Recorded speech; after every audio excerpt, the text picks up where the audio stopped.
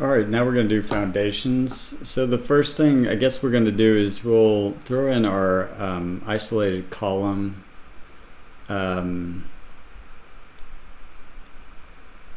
concrete columns, and then we will follow it up with some foundation walls. So let's take a look. We'll go to the foundation level and we will go to structure and columns, and we'll see that we don't have any concrete columns. So let's load a family.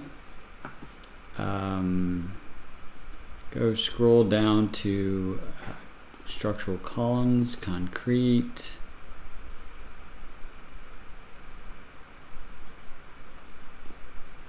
Don't need that one. Probably gonna grab, yeah, let's grab this square one. And so we're just gonna place these in these center columns. Again, you'll reference your structural diagram to figure out where you should put yours. For now, those are the two that I'm going to worry about. Let's go to the 3D view and just make sure they plop down in the right place. So we have level 1, and then we have top of footing, and those look pretty good. So top of footing, level 1, yep, looks good. All right, so the next thing we're going to do is make a foundation wall. So again, we'll go back to the foundation plan and we'll grab a wall. And let's take a look at what we have here.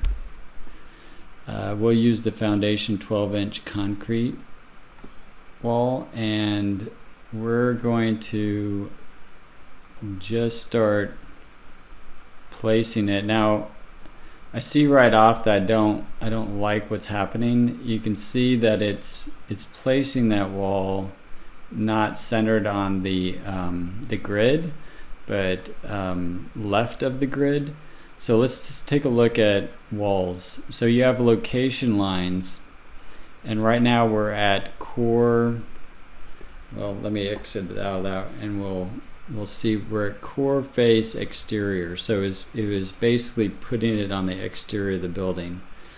How it knows what's exterior is actually, it's a fallacy. It's I think if I remember right, your exterior when going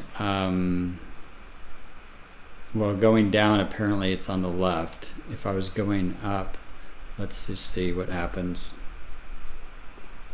It's on the right. Okay, so try to remember that. I never quite do. I always have to experiment with it. But this is what I'm wanting, the wall center line.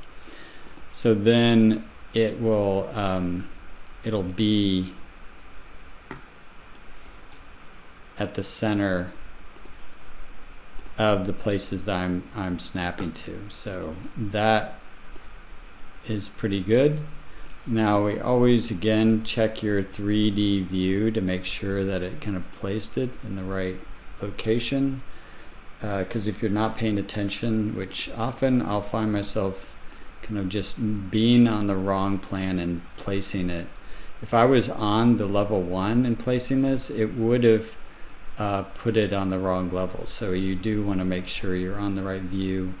And or if you find out later it's in the wrong place, you would just click on it and then select the proper top constraint and bottom constraint. So that's pretty good. Okay, so the last thing, or one of the next things we're going to do is we're going to put in our footings. So we'll start with the columns. These isolated pads will be what we're going to do. That seems rather large, 81 inches by 81 inches. I could probably put a 10-story building on that. So I'm going to go ahead and place them, but more than likely I'm going to change their size. So first thing off, do as we've normally done. We'll just check to see if they're in the right place. It appears like they're in good shape. So that's good. The next thing to do is to change their size. So if I edit type and I duplicate, always duplicate if you're going to change anything here.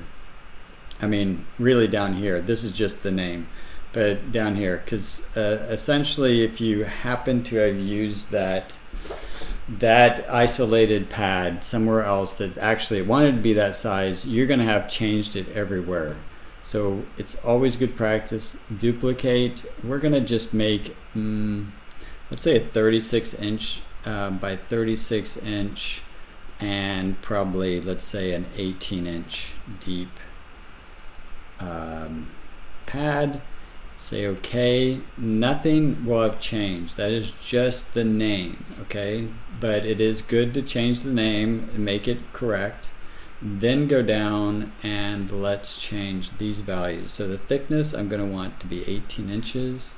The width I'm going to go with 3 feet by 3 feet, and I'm going to say OK.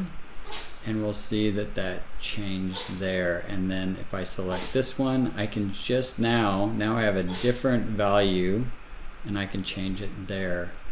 And that looks more reasonable as far as the pad. Now again, please refer to the structural diagram to know exactly what size that's going to be. I'm going to count on you guys to kind of be very rigorous in the way that you go about that. Okay, so now we're going to do the structural foundation wall.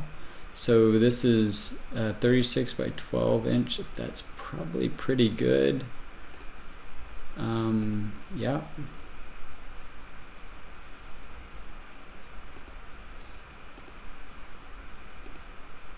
All right, then you just select your walls. And voila, it kind of does it all for you. Again, check your 3D view.